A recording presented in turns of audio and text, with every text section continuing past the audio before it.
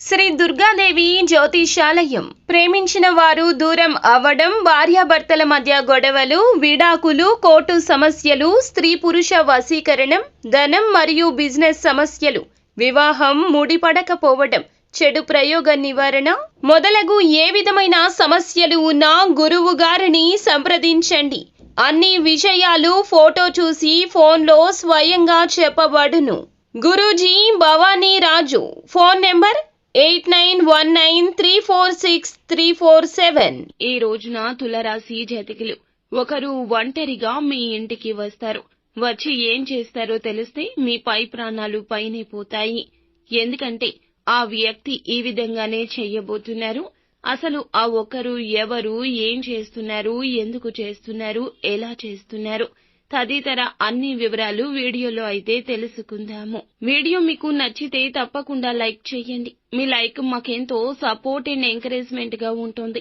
ఇక ఆలస్యం అనేది ఏ మాత్రం కూడా లేకుండా మనం ఈ వీడియోలోకి వచ్చేద్దాము. ముందుగా వీరి యొక్క లోటుపాట్లు అంటే బలం బలహీనత గురించి మనం తెలుసుకోవాలంటే బంధువర్గం ఎక్కువగా ఉంటుంది, స్నేహిత వర్గం ఎక్కువ.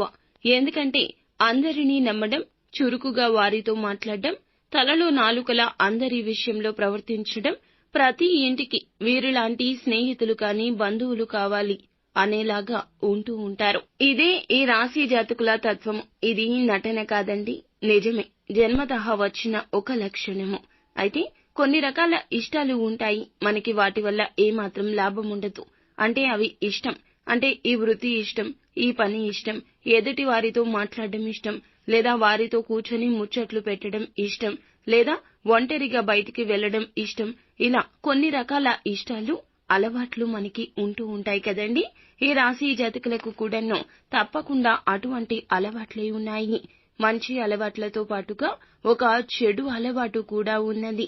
ఇది మీ శత్రువులకు ప్లస్ అయిపోయింది. అందరినీ గుడ్డిగా నమ్మడం.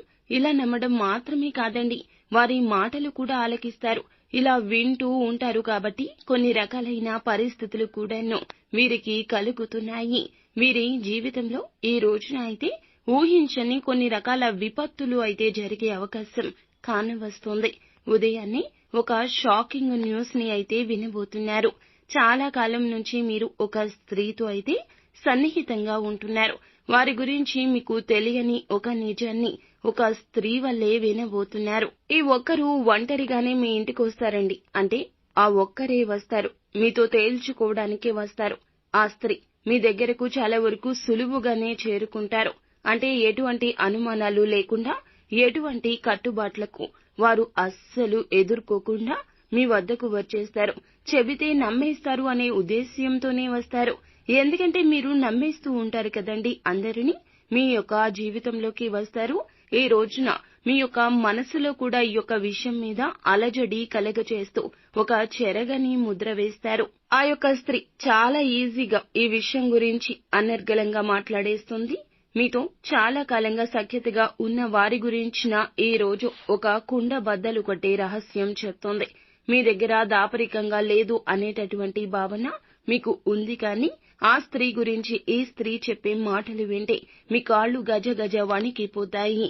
ఎందుకంటే ఇలా జరుగుతుందని అనుకుని ఒక హఠాత్ పరిణామం ఈ రోజు కలగబోతుంది. అటువంటి స్త్రీకి సంబంధించిన ఒక పెద్ద రహస్యాన్ని అయితే ఈ రోజు వినబోతున్నారు.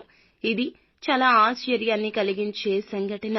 ఎన్ని రోజుల్లో ఎంతో కాలంగా సన్నిహితంగా ఉన్నా కానీ నాకు ఆ విషయం తెలియదే, తెలియకుండా వారు ఎందుకు దాచిపెట్టారు అంటూ ఒకంత ఆందోళన, ఒకంత ఆశ్చర్యం కలుగుతోంది. ఇక మిగిలిన అంశాలు చూస్తే ఉద్యోగస్తులు ఎవరైతే ఉన్నారో వారి జీవితంలో కొన్ని సవాళ్లు ఉన్నప్పటికీ కూడా పై అధికారుల నుండి ప్రశంసలు అయితే పొందుకుంటారండి.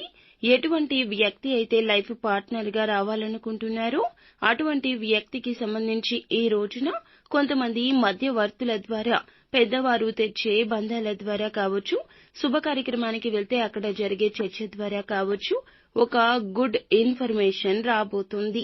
ఈ రోజు పని చేసే చోట కావచ్చు, పొద్దున్నే లేచి మనం పనుల నిమిత్తం ఎక్కడెక్కడికో వెళ్తూ ఉంటాము. అక్కడ పరిచయం అయ్యే వ్యక్తులు కావచ్చు, వారి పట్ల కూడా ఈ రోజు శ్రద్ధ వహించండి. వారి మాటల పట్ల శ్రద్ధ వహించండి.